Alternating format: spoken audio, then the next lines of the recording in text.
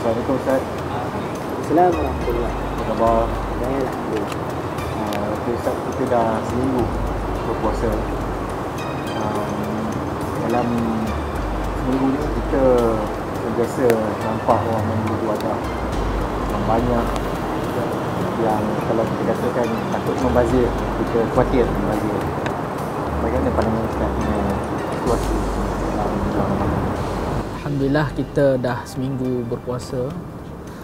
Apa yang pasti dalam bulan Ramadan ni kita kena betul-betul ambil peluang untuk meraih sebanyak mungkin pahala. Yang kedua, memohon banyak keampunan kepada Allah Subhanahu Wa Taala, kerana itu di antara dua perkara yang sangat kita titik beratkan apabila tiba bulan Ramadan. Cuma apabila masuk ke dalam berbuka puasa, kan? Tidak dinafikan berbuka puasa ni adalah di antara perkara yang gembira, ya? Tetapi harus diingat, ya? Apabila kita berbuka puasa itu kita kena letakkan beberapa had dan batasan supaya kita tak terjerumus ke dalam pembaziran, ya? Sebab kebiasaanlah masyarakat kita, ya, orang Melayu, dia apabila menghidangkan juadah berbuka puasa tu selalunya terlalu banyak sangat lauk pauk kuih muihnya yang dibeli di bazar Ramadan, ya. Selain juga yang dia masak sendiri pun, dan banyak, ya. Cumanya kadang-kadang yang kita lihat kebiasaannya tak habis. Bila mana tak habis itulah yang Islam, Allah dan Nabi marah, larang. Jadi hendaklah kita berpada-pada, kerana kalau kita perhatikan secara umum dalam Al-Quran Allah berfirman, kulu washrabu wala tusrifu, makan dan minumlah tapi jangan berlebihan. Termasuk juga dalam kita menghadapi kegembiraan berbuka puasa, kita makanlah sekadarnya, belilah sekadarnya, sesuai dengan kita punya kehendak lah. Jangan berlebihan, kerana ia takut menjerumus kepada menjadi sahabat kepada syaitan. Kerana Al-Quran dia mempersaudarakan manusia dengan syaitan dalam hal pembaziran. Jadi kita semua harap dapat berhati-hati dalam berbuka puasa supaya tidak berlebihan, insya-Allah. Ya, Ustaz. Dalam berbuka, Ustaz, kita nak mula bagaimana? Makan dulu, atau kita solat, ataupun solat dulu, makan dulu, mana kita nak mula? Sebenarnya kalau kita yang terbaik, yang sunnah Nabi SAW, apabila azan kita bukalah, segerakan berbuka, itu sunnah yang besar dan dapat pahala yang baik, yang pahala yang lebih lah. Cumanya apabila kita berbuka puasa, disunnahkan kita membaca dulu bismillah, lepas tu membaca doa yang diajarkan oleh Nabi, iaitu zahabaz zama'u wa batalatil uruq wa thabatil ajru insyaallah, ya?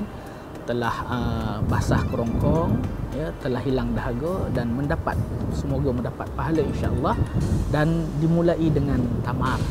Kalau kita tidak ada tamar, boleh mulakan berbuka puasa dengan air, ya. Selepas tu kita makanlah makanan. Kalau kita masyarakat Malaysia selalunya orang Melayu, kita makan nasi, tak apa, makan. Cumanya kita jangan berlebihan, sebab kan kita nak solat. Dah lepas berbuka baru kita solat maghrib. Jangan kita biasakan hanya mulakan dengan tamar, lepas tu kita solat, tergesa-gesa dengan solat, lepas tu kita makan semula, makan seperti biasa, lepas tu dirikan solat. Sebagai nasihat Ustaz, soalan terakhir saya, Ustaz, nasihat Ustaz mengenai pembaziran ni dari pandangan Ustaz macam mana? Dia pembaziran ni, dia sebenarnya mungkin kita ni alhamdulillah lah di Malaysia ni rakyat boleh dikatakan kita senang dapat, ya? Mewah, kan? Tidak ada masalah kekurangan makanan. Jadi bila mana kita terlalu mudah dapat dengan ada pendapatan ataupun duit yang boleh beli, jadi kita sentiasa seronok membeli belah tu, juadah makanan tu terlalu banyak, kan? Jadi apabila perkara tu kita asyik nampak tu nak beli, nampak barang makanan ni nak beli, padahal kita punya kapasiti perut kita untuk menampung makanan tu kita pun tahu dalam sepinggan atau 2 pinggan saja. Tapi kita beli kadang-kadang seolah-olah kita nak makan sampai 4-5 pinggan, kan? Jadi di atas nafsu kita suka membeli itulah dia menyebabkan kadang-kadang kita terlanjur sehingga kan membazir.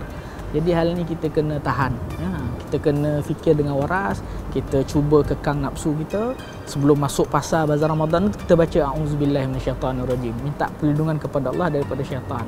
Kerana walaupun kita nak buat benda yang baik, iaitu buka puasa dengan beli makanan, tetapi jangan lupa syaitan punya bisikan pun tetap mengganggu kita. Tahu ataupun nafsu kita sendiri, kita pun tahu syaitan dah dibelenggu. Jadi yang selebihnya tu datang daripada nafsu kita lah, yang untuk menyebabkan kita membeli satu perkara tu atau makanan tu membazir. Terima kasih Ustaz kerana sudi bersama Malam TV. Semoga kita dapat memanfaatkan ilmu yang Ustaz berikan. InsyaAllah kita lagi. Terima kasih Ustaz.